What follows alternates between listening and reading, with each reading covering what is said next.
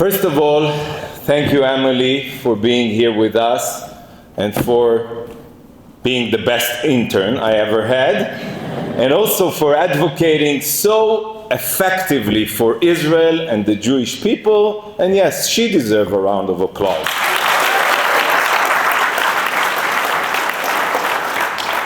I would like to start by saying how happy and excited I am to see everyone here tonight. It makes saying goodbye much, much, much harder, I have to admit. Ambassador Wood, Robert, thank you to you and to Ambassador Thomas Greenfield, of course, for your friendship and support. As you mentioned, we traveled together to Israel, where I felt the deep commitment that you have to Israel and its future. So thank you. My dear friend, UJA CEO, the legendary CEO, Eric Goldstein. Eric, you and your fellow Jewish leaders have helped me understand, really, I didn't understand it as much as I understand it today, the great American Jewish community. Thank you for being our partners at the Israel mission to the UN, for so many of the initiatives that strengthen Israel and that wouldn't have happened without you. And honestly, wherever I go, whatever I do, I will seek your advice and counsel about how best to serve the Jewish people, because I know that our people must be one and must remain united. So thank you. Rabbi Steinmetz, I want to thank you for your leadership and spiritual guidance you have given both to me and to my family. Thank you. My fellow ambassadors, thank you for your camaraderie. I have learned much from you, and I know that I have made friends for life all around the world. Your support made an unfriendly place a little less lonely. So friends, in Judaism, we are entreated to constantly look back and take stock. In a few days, the Jewish people will commemorate Tisha B'Av, the day when our two temples were destroyed. It is the saddest day of the Jewish calendar, a day of fasting, but it also contains the seed of hope. Tisha B'Av teaches us that regardless of how bad a situation might seem, we must not lose hope. Never. At this moment, the state of Israel is experiencing extremely difficult times. On October 7th, as you all know, we have suffered the largest single loss of life on one day since the Holocaust. Since then, Israel has been attacked from 7 fronts, completely unprovoked. This is a key strategy of our enemies, to terrorize our civilians and ultimately destroy the Jewish people in our indigenous and ancestral homeland. They are not looking for a diplomatic solution. We should all remember it. Iran and its proxies are threatening to attack us from every direction. Those who try to hurt us should know that we will not be deterred. They must know that they will pay a heavy price, and our long arm will reach them everywhere, everywhere.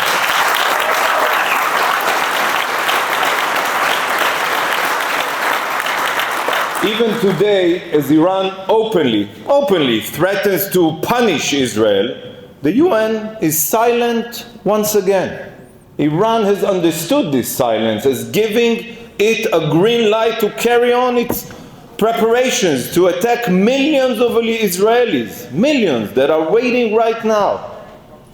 The UN's current silence on Iran is reminiscent of the global silence after the Wannsee Conference in 1942, When the Nazi leadership decided on the final solution, they too understood this silence to be a green light for the murder of millions of Jews. Nonetheless, despite this, I am telling you that standing here today, we will win. We will prevail.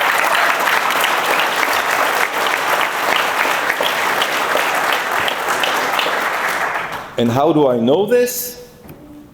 Because we have no other choice. And as Prime Minister Golda Meir famously said, we have nowhere else to go. Nowhere. The Jewish people remember our joyous moments and our sad moments. We never give up. We never lose hope. We have faith and we have determination. So it is determination and the strength of Jews throughout history that drove me these last 4 years, as Rabbi Steinmetz mentioned about empires that were destroyed. I have tried to project this determination and faith in every speech that I delivered, in every meeting, and during every media interview. Many times I was asked how I could come every day to work in a place that has so much hate and hypocrisy towards Israel. So I'll tell you how. It was simple. Why it was simple? Because it's easy to defend Israel, because if you know the truth and you believe in something, you proudly hold your head high and in the face, even in the face of constant criticism and attacks. I know the good that I represent, the most moral country in the world, Israel.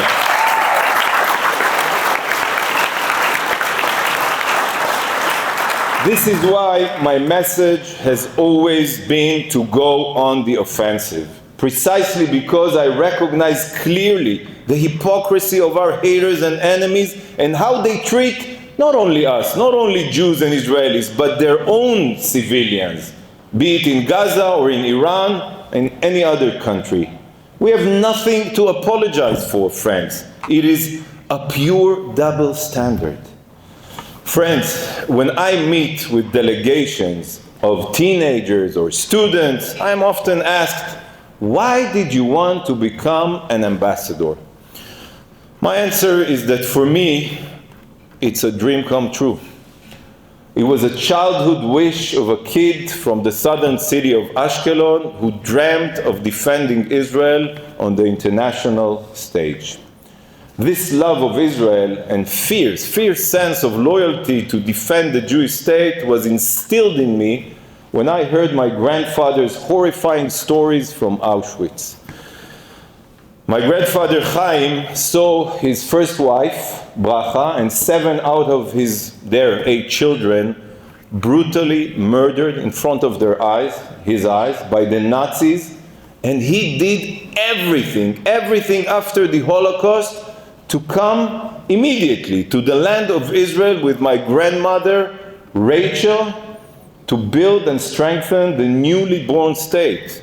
Because he understood like millions of Jews, and like myself, the terrible price if we don't have our own homeland.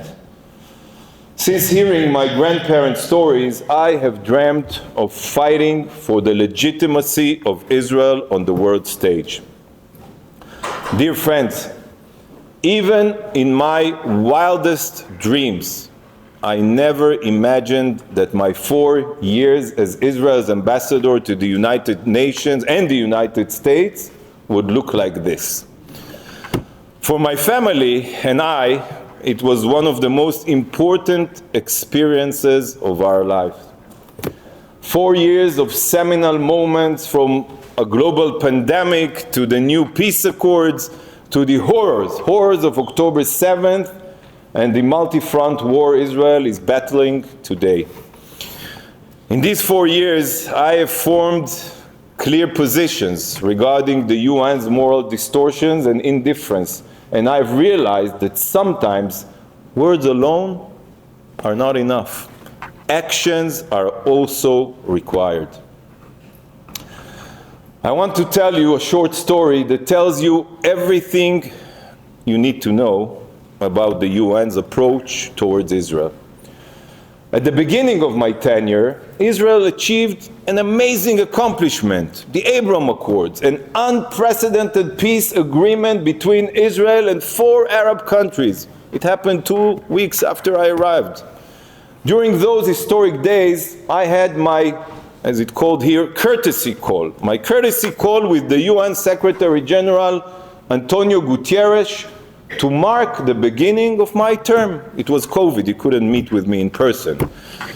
This was our first conversation ever, for those of you who think it started only after October 7th. So this was our first conversation ever, one that was supposed to be positive and welcoming. So I naively thought that the Secretary General would congratulate Israel on this momentous achievement of our pursuit of peace. After all, you know, coexistence is supposed to be the main goal of the UN. Well, I was shocked when all he had to tell me that he hoped that the Abraham Accords would not come at the expense of the Palestinian people. The leader of the most important international organization, which is supposed to work for peace among nations, dismissed historic peace accords, a major step towards maybe ending the Arab-Israeli conflict, and that's the only thing he had to say about Israel. Even reconciliation with Israel for him was a mere conspiracy in his mind. So later on, after October 7th, when Israel was still burying bodies and some families were still waiting to hear whether their loved ones were killed or taken hostage, he disgracefully professed to the UN that the pogrom did not take place in a vacuum. I can't fathom that the only comments a man in his position had about Israel, the only vibrant liberal democracy in the Middle East, was criticism, while he doesn't have any criticism, and Google it, while he doesn't have any criticism at all towards Iran. Friends, but despite Guterres and others who hate Israel openly or behind closed doors, I had the immense privilege of representing Israel at the United Nations. I woke up every morning with a clear mission to prove that Israel is a moral state, a country that cherishes life and peace, a country that wants to protect its citizens like any other country, and the state with the best and most ethical army in the world, the IDF.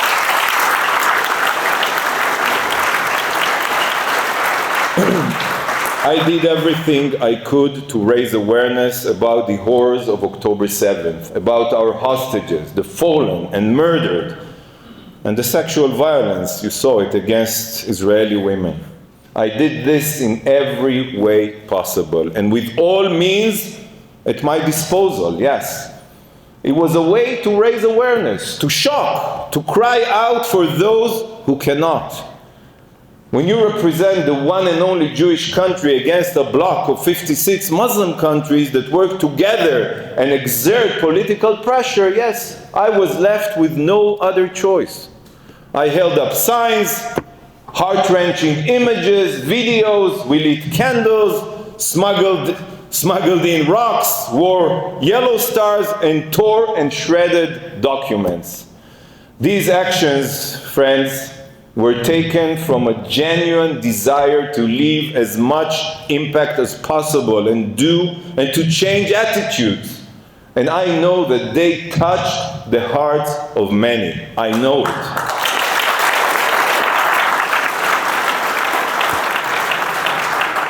My friends, let me emphasize something very, very important. Not everything was bad and bitter. During my 4 years, I also achieved many, thank God, accomplishments. I had the pleasure of seeing Israel being successfully accepted to the American visa waiver program. thanks to President Biden, something I initiated during my tenure in Washington. We brought delegations of UN ambassadors to Israel and witnessed how they understood better, not enough by the way, but better our values and our challenges in our region. I led events that exposed UN member states to Israeli innovation, inventions, and creativity, demonstrating time and again that we are a startup nation and that Israel is not the problem. Israel is a country of solutions. Thank God I also passed an important General Assembly resolution against Holocaust denial, the second ever Israel-led resolution that passed in the United Nations. It also says something about the UN, that it's only the second resolution. I was even elected as Vice President of the UN General Assembly to the disappointment of some. Alongside all these magical moments, I also had the privilege, really the privilege of getting to know many people who became our friends. Many of them are my colleagues, ambassadors to the UN, some of you who are here with us tonight. And again, thank you. I would also like to thank the wonderful Jewish community who welcomed us with open arms. Not only are you my brothers and sisters, but I also understand better today how much we share a common faith and I saw how much you care about Israel and how much you are a strategic asset to the Jewish state. It was very challenging to arrive here, honestly, in the middle of a global pandemic, when the streets were empty and only few people were meeting in person. Rabbi Steinmetz mentioned it. However, we have met so many amazing people that opened their homes and opened their hearts, and who I now consider friends for life. We love you, and we hope that you visit us back in Israel. I would like to thank my Chief of Staff, Michal,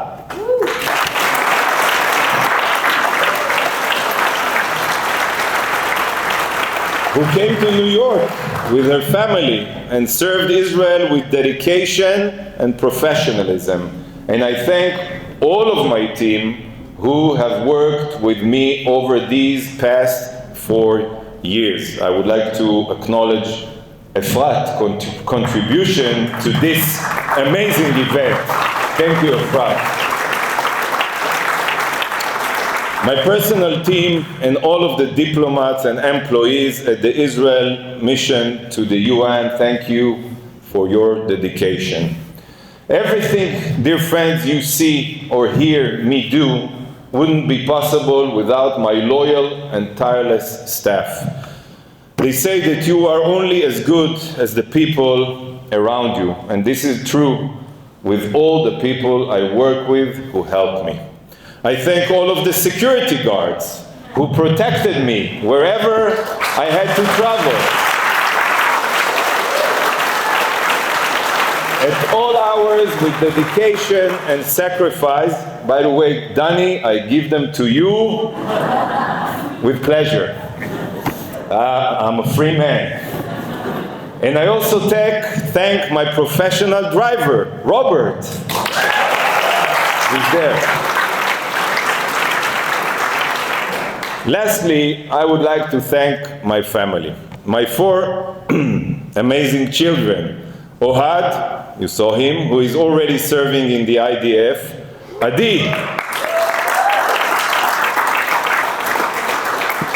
Adi, who will enlist very soon. Amit and Erel, that got me in trouble tonight. Thank you for taking on this tremendous challenge and making it the adventure of a lifetime. By the way, some of my kids came here without knowing much English, and they all leave with much better English than me. So, finally, I would like to thank my partner in all things, my beloved wife, Shlomit.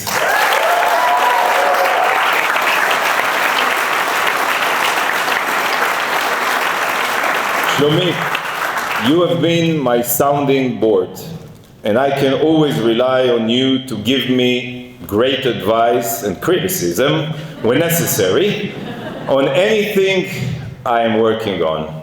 You are always happy to be the quiet one, so I could use my loud voice. But Shlomit, I know you had it tougher than all of us together. You were our rock when I was commuting between New York and DC and on many other occasions and trips. You were the one who helped the rest of us to acclimate to this new life and allowed me to focus on my work for the state of Israel and the Jewish people.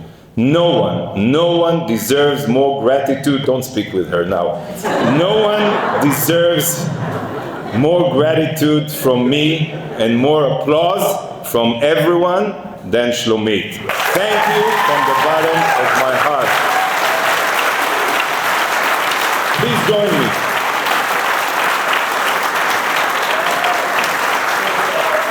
So friends and colleagues, I would like to conclude by calling once again for the immediate release of all of our hostages. Their plight and the horrors they are experiencing are always at the forefront of everything we do. I also want to pay tribute to our bereaved families. They have paid the ultimate sacrifice, and we owe them a total victory over Hamas. The state of Israel and our brave and fearless soldiers of the IDF will deliver that victory, God willing, and return the hostages to their families. Am Israel Chai, thank you, and I truly love you from the bottom of my heart. Thank you.